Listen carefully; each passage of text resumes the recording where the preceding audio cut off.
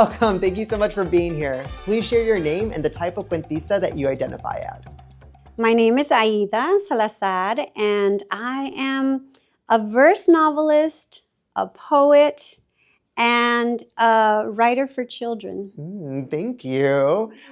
So we want to know, when was the first time that you realized that language has power? If you could tell us that story. Well, I think when I was a little girl, listening to my parents teach me tongue twisters in Spanish. It was not power in the capital P sense, but it was more like power in the playful sense.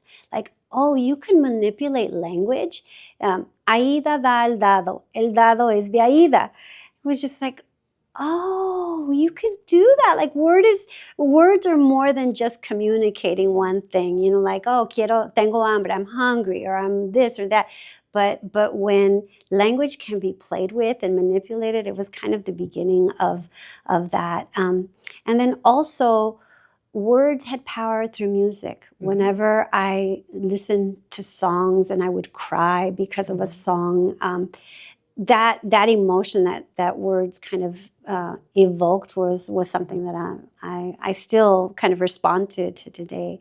And then I'll say another time, because there's more than just one time, right? But the other time that I would say is that when I wrote my first poem, when I became an author, that's when I realized, wow, there's something to this thing about creation. It had a feeling of desahogo, of like letting go, and also of fulfillment at the same time. That was really kind of a light bulb moment for me. Perfect. We all love our sad breakup songs. Do you have a sad breakup song in Spanish that you go to? Oh my God, yes. There's this one song by Gema y Pavel. They're Cuban singer-songwriters, and it's called En la Penumbra. En la penumbra. En la penumbra. It's one of the most beautiful, saddest breakup songs. I haven't been broken up with in a really long time. That's okay. We like joy too. God. We like but joy. I go there. Like, it feels like so powerful. So, La Penumbra. No, I had to look it up. Gema y Pavel, yeah. So there's this very famous Spanish dicho that goes, dime con quién andas y te diré quién eres. Help us understand who you are by telling us who your people are. Oh, I love that, because I identify so much with my community. My community are people who are warriors. They're love warriors. They're healing. At this stage in my life, I've kind of been able to eliminate anybody who's toxic. So I don't play that. So my people are cultural warriors. They're innovators. They're artists. They're leftists, they're progressives, they're queer, they're trans, they're people who, at the end of the day, are creative in whatever they do. I have friends who are creative and they're doctors. I have friends who are creative that are, painters and musicians. And so I have been able to kind of create a life of creativity based on this kind of mutual understanding that we're all creators. Yeah, that's beautiful. Thank you. It's so interesting because I'm part of this Latina writers group in DC, and there's like a handful of people who are engineers and scientists who also come to write, and it's like, oh, it's so interesting that like people have ways to express themselves in art regardless of, what their day job is. Oh, absolutely. There is this question that we love to ask our guests. And this is a time for you to flex. Like, is there a favorite line or sentence that you wrote that gets you every time that you read it? You're like, damn, I can't believe I wrote that. It's so beautiful. Or it brings up all this emotion, or it gives me so much joy. Yeah, part of being a poet is that you have to really be in love with the language that you create, and there's a certain tenderness and sentimiento that you bring to the work. And so it's hard. The other day, I listened to the audiobook of my most recent book, and I was crying, and I was hearing some of the lines, which I can't remember right now, but just like having that that that experience was really powerful. But I have a please. a little bit that I found just right now on my perfect. phone. Thank you. And this is I'm writing a memoir for adults, and of my story and all of my many griefs. And it's one. It's a story about healing, and this is the opening lines of this. I came into existence in the womb of an adulterer during a waxing crescent moon. Though it isn't my mother's womb, but my grandmother's womb to which I refer. Science has told us that a child at 5 months of conception has all the eggs she will ever need in her baby ovaries. Esoterica will say that what my grandmother, who carried my infant mother, felt and knew, I would feel and know too. So so it's about like generations and the secrets that we hold within our DNA that aren't necessarily,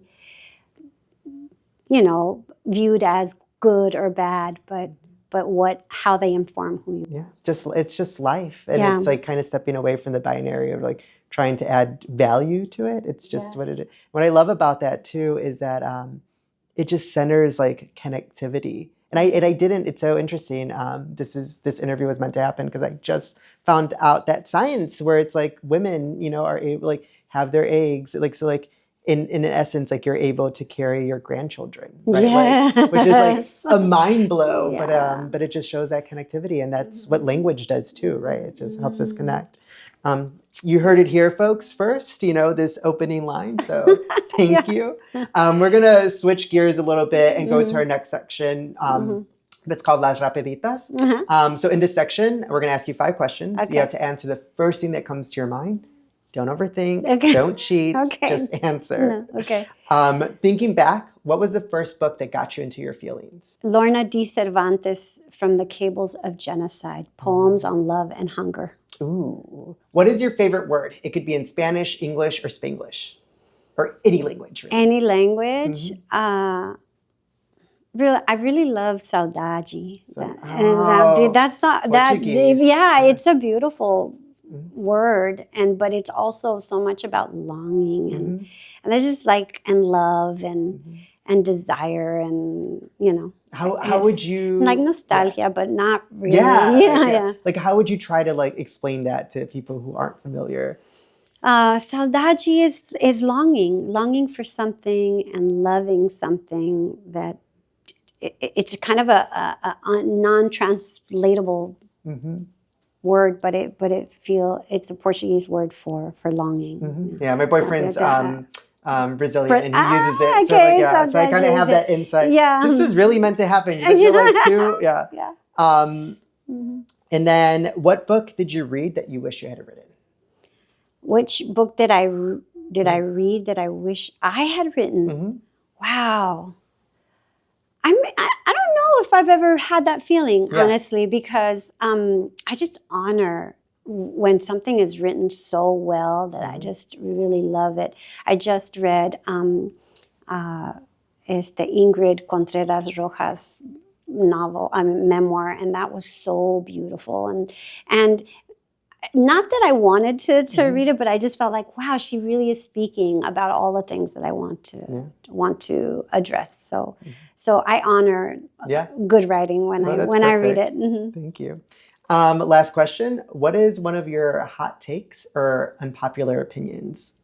This can be like, I hate toes. This can be like, what else did we hear? Like, have you seen that? There's like a TikTok guy who does that. He goes on the subway and does like, okay, what's your hot take? Oh, perfect. Yeah. So what is your hot take? My hot take, it doesn't have to be about anything. It could be whatever. Could be whatever. Well, I'm going to do it about literature or verse novels in general. Verse novels are poetry and story. You cannot break the line, write a novel in prose, break the line and think that you've written a novel in verse. It just doesn't work. There we go. Be poets out there. Those who are doing. So important. Yeah. Thank you. Yeah. This next section, we just want to know, what are you currently reading, or any recommendations on books or authors to check out? Oh my gosh. And any kind of author? Any kind of authors, yeah. Well, I'm currently reading How to Heal by Prentice Hill, which is a self-help book. And that's super powerful, but it's a self-help book about how to heal yourself so that you can work in community and activist spaces, and how to bring your community into that healing process. It's pretty profound. I don't know. I've been enjoying Angie Cruz's book, How Not to Drown in a Glass of Water, which is a master class in voice. Caro de Robertis' book. I just started it. So, I love their work. Let's see. I've also have read recently. ¿Cómo se llama?